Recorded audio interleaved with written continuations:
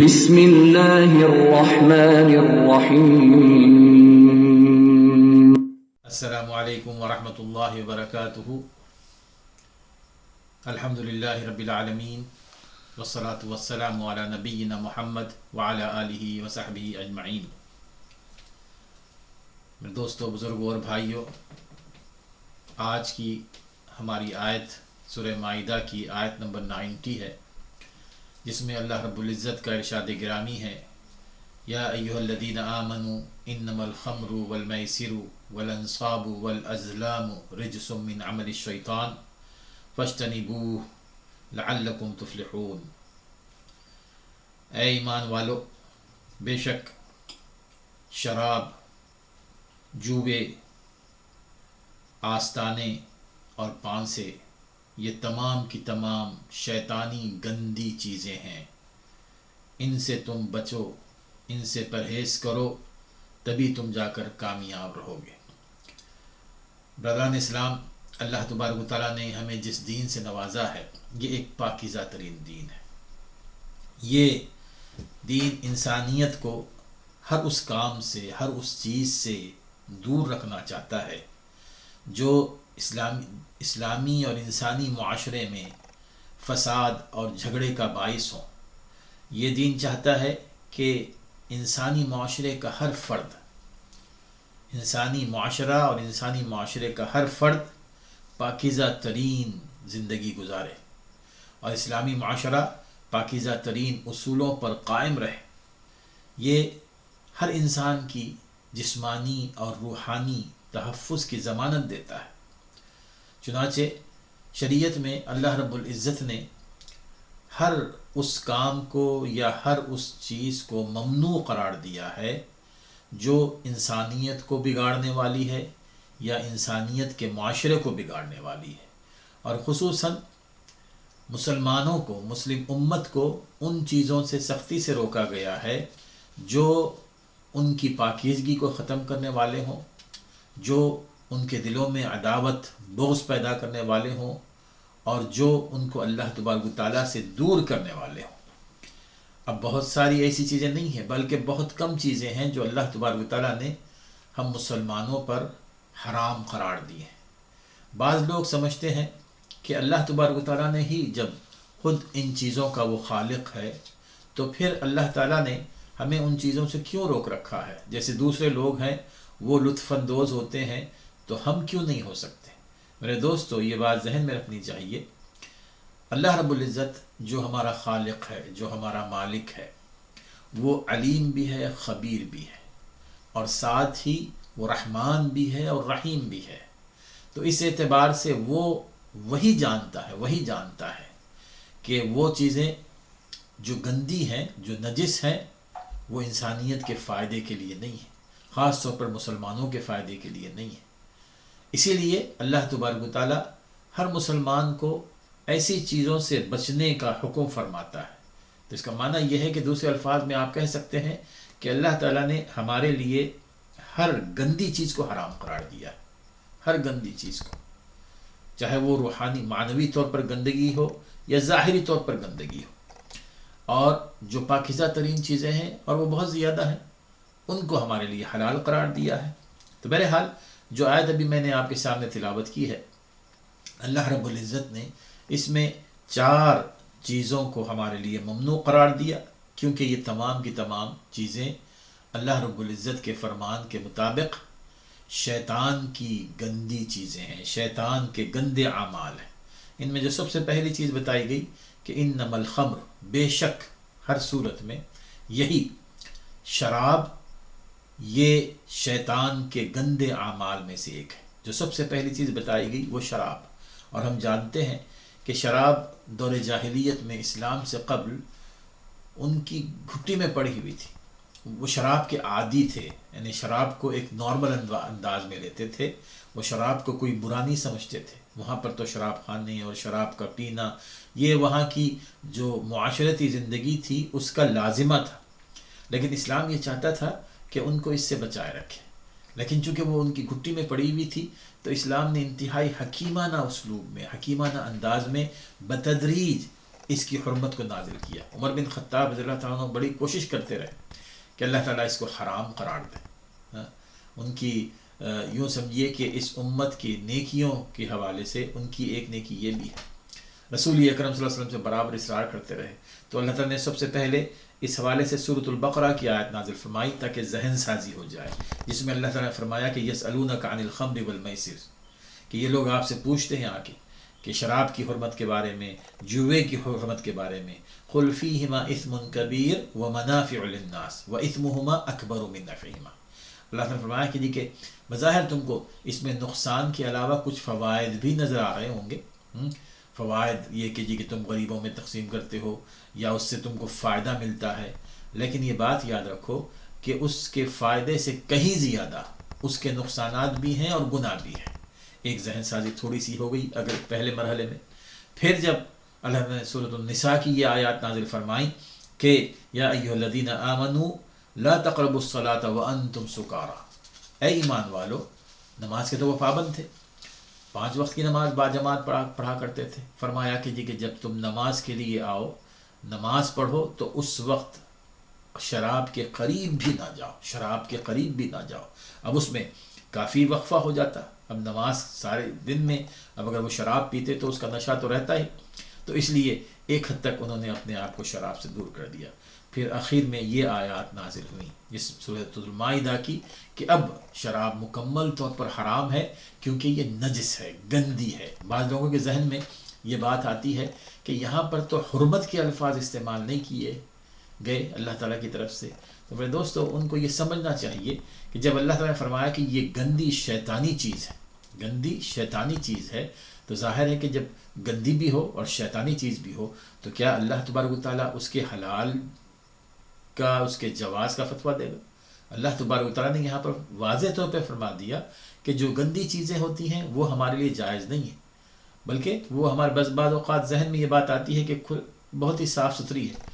اللہ نے فرمایا کہ نہیں، یہ گندی ہے، اس کو تم نے استعمال نہیں کرنا ہے، نہ ہی اس کی کسی شکل میں اس کو پینا ہے یا پلانا ہے۔ صحابہ کرام رضی اللہ تعالیٰ عنہ کا جذبہ اتباع، رسول اکرم صلی اللہ علیہ وسلم کی اطاعت، قرآن مجید کی بات کو سن کر فوری طور پر اپنے آپ کو روکنے کا جذبہ، اس میں آپ دیکھ سکتے ہیں کہ صحیح بخاری کی روایت آتی ہے، انس بن مالک رضی اللہ تعالیٰ عنہ اس کے راوی ہیں کہ جو ہی شراب کی یہ حرمت کی آیت نازل ہوئی، انس بن مالک فرماتے ہیں کہ میں ابو طلحہ رضی اللہ تعالیٰ عنہ کے گھر میں تھا، وہاں پر میں شراب پلا رہا تھا، اور جو ہی رسول اکرم صلی اللہ علیہ وسلم کے منادی نے یہ آواز لگائی کہ شراب حرام قرار دی گئی ہے، ابو طلحہ نے یہ سنا تو انہوں نے کہا کہ شراب کے اس مٹکے کو لے جا کر باہر اس کو توڑ ڈالو، اور ہوا یہ کہ سارے گھروں میں ان لوگوں نے شراب کے مٹکے توڑے، مدینے کی گلیوں میں شراب بہنے لگی۔ یہ ہوتا ہے جذبہ اتباع کہ جب بتا دیا گیا اب اس میں کوئی آپ کی طرف سے رائے زنی نہیں ہونی چاہیے، اس کے فائدے پر گفتگو نہیں ہونی چاہیے، اس کے حوالے سے کوئی بات نہیں ہونی چاہیے۔ جو ہی اللہ تعالیٰ کا فرمان آ گیا حرام ہے، ہر صورت میں یہ حرام، ہر صورت میں یہ حرام۔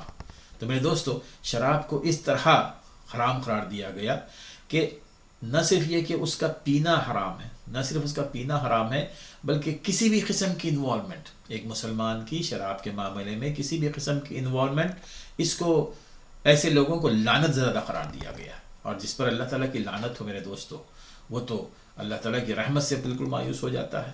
اور ان میں رسول اکرم صلی اللہ علیہ وسلم نے جیسے کہ فرمایا کہ وہ لوگ جو نہ صرف شراب پیتے ہیں بلکہ شراب بنانے والا، جس کے لیے شراب بنائی گئی ہے، اسی طرح اس کو لینے والا، اس کو اٹھانے والا، اور جس کے لیے لی جائے، اور جو پلانے والے ہیں، جو پلانے والا ہو، بیچنے والا ہو، اور اس کی قیمت کھانے والا ہو، یا اس کو خریدنے والا ہو، اور جس کے لیے خریدی گئی ہے، یہ تمام کے تمام 10 لوگ ہیں۔ ان کے حوالے سے فرمایا رسول نے کہ یہ لعنت زدہ لوگ ہیں، ان پر لعنت ہے۔ ہمارے ہاں عام طور پر یہ ہوتا ہے کہ الحمدللہ مسلمان ہیں، لیکن اس کے باوجود شراب کے حوالے سے بعض لوگوں میں، یہ بعض مخصوص حلقوں میں، الحمدللہ سارے لوگ ایسے نہیں ہیں، شراب کے حوالے سے کچھ نرم روی پائی جاتی ہے، اور کوئی نہ کوئی وہ راستے نکالنے کی کوشش کرتے ہیں۔ ایک تو کچھ لوگ ہیں، اللہ تعالیٰ ان کو ہدایت دے، وہ باقاعدہ کھلم کھلا اپنے ریسٹورنٹ پر یا اپنی شاپ پر آف لائسنس کا بورڈ لگائے رکھتے ہیں کہ جی کہ یہاں شراب بکتی ہے، ہم شراب بیچتے ہیں، الحمدللہ نے یہ وہ چیز ہے کہ جو ان کو اس معاملے میں بہت ہی زیادہ احتیاط سے کام لینا چاہیے. یعنی یہ وہ چیز ہے جو حرام کھا رہے ہیں، وہ حرام کھا رہے ہیں، اپنے بچوں کو بھی حرام کھلا رہے ہیں. دوسرے وہ لوگ ہیں جو انڈائریکٹلی شراب کی قیمت کھا رہے ہیں، شراب کی قیمت کھا رہے ہیں. وہ یہ کہ جو لوگ جن کے ریسٹورنٹ ہیں یا کوئی شاپ ہے، ریسٹورنٹ خاص طور پر، ان کے ہاں وہ کہتے ہیں کہ آف لائسنس تو نہیں ہے، ہم شراب تو نہیں بیچتے، لیکن جو لوگ یہاں آ کے اپنے طور پر اپنی شراب لے آ جائیں ہم ان کو پینے کی اجازت دیتے ہیں. میرے دوستو، یہ بنو اسرائیل کی طرح یہ تعویلات ہیں، یہ ساری کی ساری بہانے ہیں. اس کا ہمیں خیال رکھنا چاہیے کہ بھائی آپ کا ریسٹورنٹ ہے، جگہ آپ کی ہے، چیئر ٹیبل آپ کے ہیں، اسی طرح آپ ہی کا وہ ریسٹورنٹ ہے تو وہاں سرو کرنے والے بھی آپ کے ہیں، اور پھر اسی طرح برتن بھی آپ کے ہیں، سب کچھ ہے، اور صرف آپ ان کو اجازت دے رہے ہیں کہ جی کہ آپ شراب پی لیں تو آپ کی انوالومنٹ نہیں ہے. آپ کی انوالومنٹ تو ہر صورت میں ہے کہ آپ کے پاس وہ آ رہے ہیں کہ جی کہ آپ نے ان کو شراب پینے کی اجازت دے رکھی ہے اور آپ کو قیمت دے رہے ہیں کھانے کی، اور اس میں یہ شراب کی قیمت بھی شامل ہے. ایسے نہیں ہو سکتا کہ کوئی آپ کے پاس آئے اپنی شراب لے کر اور کہے کہ جی کہ میں آپ کا چیئر ٹیبل، آپ کی جگہ، آپ کے برتن استعمال کروں گا اور شراب پی کے یہاں سے چلا جاؤں گا. تو کوئی اجازت نہیں دے گا اس کو، آپ اجازت نہیں دیں گے. آپ کو اجازت اس لیے دے رہے ہیں کیونکہ وہ آپ کے پاس بیٹھ کے اس شراب پینے کی وجہ سے کھانا بھی کھا رہا ہے. تو ہمیں اس معاملے میں پوری طرح احتیاط کرنے کی ضرورت ہے، کیونکہ رسول اکرم صلی اللہ علیہ وسلم نے شراب کے حوالے سے جو احادیث بیان فرمائی ہیں وہ ذہن میں رہے. آپ نے فرمایا کہ ثلاثۃ لا يدخلون الجنہ، 3 افراد ایسے ہیں کہ وہ جنت میں داخل نہیں ہوں گے. ایک تو ہے مدمن الخمر، شرابی، اور دوسرا ہے قاطع الرحم، جو رشتوں کو توڑتا ہے، رشتوں کو کاٹ دیتا ہے. وہ مصدق بالسحر، جو جادو پر یقین رکھتا ہے اور جادو پر یقین رکھتا ہے. تو یہ تینوں چیز لوگ ہیں کہ جو اللہ تعالیٰ کے پاس جنت سے محروم کر دیے جائیں گے. ایک حدیث پہ آپ نے فرمایا کہ وَلَا تَشْرَبَنَّ الْخَمْرَ فَإِنَّهَا مِفْتَاحُ كُلِّ شَرٍ، مفتاح كُلِّ شَرٍ. ہرگز کبھی شراب نہ پینا، شراب نہ پینا، کیونکہ یہ ہر برائی کی جڑ ہے، ہر برائی کی جڑ ہے. حضرت عثمان بن عفان رضی اللہ عنہ فرماتے ہیں کہ یہ ام الخبائث، برائیوں کی ماں ہے، برائیوں کی ماں ہے. اور آپ دیکھ لیں حقیقت میں چونکہ شراب کا جو تاثیر ہوتی ہے وہ خمر سے ہے، یعنی عقل کو ڈھانپ لیتی ہے. جو شرابی ہوتا ہے اس کی عقل جواب دے جاتی ہے، وہ کیا کہہ رہا ہے، کیا کر رہا ہے، اس کو اس کا اندازہ نہیں ہوتا جب شراب وہ پی لیتا ہے. اب اس کی وجہ سے ہی دیکھیں گے آپ دنیا میں اکثر جو جھگڑے ہوتے ہیں، جو فساد ہوتے ہیں، شوہر بیوی کے درمیان جو جھگڑے، شوہر بیوی کے درمیان جو طلاقیں اور بچوں کی بیرا روی، یہ اگر آپ دیکھیں کہ تمام کی تمام چیزیں اگر ہو رہی ہیں تو اس کے پیچھے شراب ہی کی وجہ سے لوگ ذہنی طور پر بھی بیمار ہوتے ہیں، جسمانی طور پر بھی بیمار ہوتے ہیں. اسی وجہ سے فرمایا کہ تم شراب کے قریب بھی نہ جانا، نہ اس کو اٹھانا ہے، نہ اس کو بیچنا ہے، نہ اس کو بنانا ہے، نہ اس کو لے جا کر دینا ہے، نہ کسی کے لیے اٹھانا ہے. ہر قسم کی انوالومنٹ سے اپنے آپ کو دور رکھیں. اور دوسری چیز بیان فرمائی المیسر، کہ جوے کی شکل. جوا ہوتا ہے کہ جوے کی کئی شکلیں ہیں، یعنی گیملنگ جو ہوتی ہے، گیملنگ اس میں لاٹری ہے، اور اس میں ریس ہے، گھوڑوں کی ریس ہے، اور پھر اسی طرح شطرنج ہے. یہ تمام کی تمام چیزیں یہ جوئے میں شامل ہوتی ہیں. اللہ فرمانے کی جی کہ اس سے بھی اپنے آپ کو بچائے رکھو، کیونکہ یہی چیز گھروں کو، خاندانوں کو تباہ کر دیتی ہے. آپ دیکھیں گے آپ کئی لوگ ہیں جو اپنی ساری کی ساری سیلری وہ جوئے خانے میں ڈال دیتے ہیں، جوؤں میں لگا دیتے ہیں. کئی لوگ ہیں جو دوسرے لوگوں سے چوری کرتے ہیں، قرض لیتے ہیں، اور سارے کا سارا وہ جوئے خانوں میں چلا جاتا ہے. اللہ فرمایا کہ جی کہ اس سے بھی اپنے آپ کو بچائے رکھو. اور تیسری چیز بیان فرمائی کہ اسی طرح والانصاب، انصاب کہتے ہیں کہ وہ شرکیہ مقامات کہ جہاں پر کوئی اس زمانے میں بت ہوتے تھے، یا پیر اور فقیر یا جو بھی ہیں ان کی قبریں ہیں یا جو بھی ہے، وہ ایسے مقامات ہیں کہ جن کو تقدس کا درجہ دے دیا گیا ہے. دور جاہلیت میں وہاں پر لوگ جا کر اپنے بکرے ذبح کرتے تھے، قربانی کرتے تھے، آستانوں پر چڑھایا کرتے تھے، وہ چڑھاتے تھے وہاں پر. تو اب یہ وہ چیزیں ہیں جہاں سے شرک پھیلتا ہے، لوگوں میں شرک پھیلتا ہے. ایسے ہی مقامات سے لوگ وہاں پر جاتے ہیں، اور وہاں کے جو مجاور ہوتے ہیں، وہاں کے جو لوگ ہوتے ہیں، وہاں ان کے لیے بہت ساری چیزیں ایسی رکھتے ہیں کہ جس سے وہ بہت ہی زیادہ متاثر ہو جاتے ہیں. اللہ تعالیٰ نے فرمایا کہ اس کے قریب بھی نہ جانا. ان مقامات کے قریب بھی نہ جانا. یہ گندی جگہ ہیں. یہ گندی جگہ حقیقت میں جہاں غیر اللہ سے مدد مانگنے اور عبادت کرنے کی دعوت دی جاتی ہے. یہ وہ جگہ ہیں، ان سے اپنے آپ کو دور رکھو کسی بھی شکل میں. ایک صاحب رسول اکرم صلی اللہ علیہ وسلم کے پاس آئے صحابی، انہوں نے کہا کہ اللہ علیہ وسلم میں نے ایک نظر مانی ہے کہ بوانا کے مقام پر جا کر میں ایک اونٹ ذبح کرنا چاہتا ہوں، تو کیا وہاں پر جا کر میں ذبح کر سکتا ہوں؟ بوانا ایک مقام کا نام ہے. تو آپ نے ان سے 2 سوال کیے. آپ نے ان سے پوچھا کہ جس مقام پر تم جا کر اونٹ ذبح کرنا چاہتے ہو، کیا اس مقام پر دور جاہلیت میں کسی بت کی عبادت ہوا کرتی تھی؟ صحابہ نے کہا کہ نہیں ہوتی تھی. پھر آپ نے فرمایا کہ یہ وہ کیا ایسا مقام ہے کہ جہاں شرکیہ مذہبی میلے منعقد ہوا کرتے تھے؟ صحابہ نے کہا کہ وہ بھی نہیں ہوتے تھے. تب رسول اکرم صلی اللہ علیہ وسلم نے فرمایا کہ تم جا کر وہاں پر قربانی کر سکتے ہو. معنی کیا ہے کہ وہ جو مقامات ہیں جہاں غیر اللہ کے ساتھ کی عبادت ہوتی ہے، اللہ کے ساتھ شرک ہوتا ہو، وہاں پر جا کر کوئی خاص طور پر چاہے وہ قربانی کرنا چاہے، چاہے دیگیں پکوانا چاہے، چاہے کھانا تقسیم کرنا چاہے، یقیناً اس کا یہ فعل بھی حرام ہے اور اس کا وہ کھانا بھی حرام ہے. جو کسی دربار پہ یا کہیں بھی جہاں غیر اللہ کی عبادت ہو اور وہاں پر یہ چیزیں کی جائیں، یہ غیر اللہ کی عبادت ہے، اللہ کے ساتھ شرک ہے.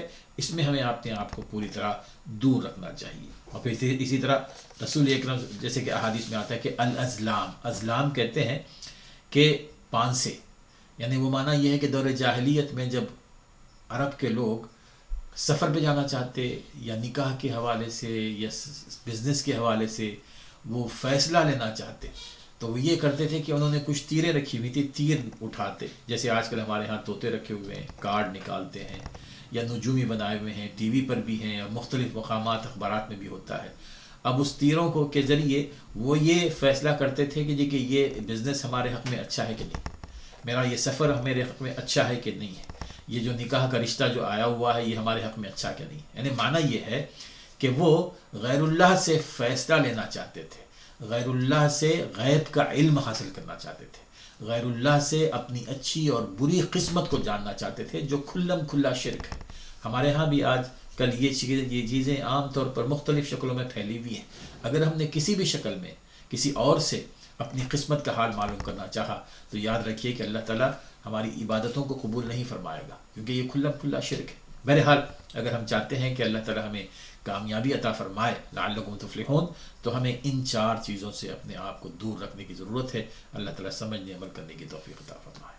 سبحان ربك رب العزة عما يصفون وسلام على المرسلين والحمد لله رب العالمين.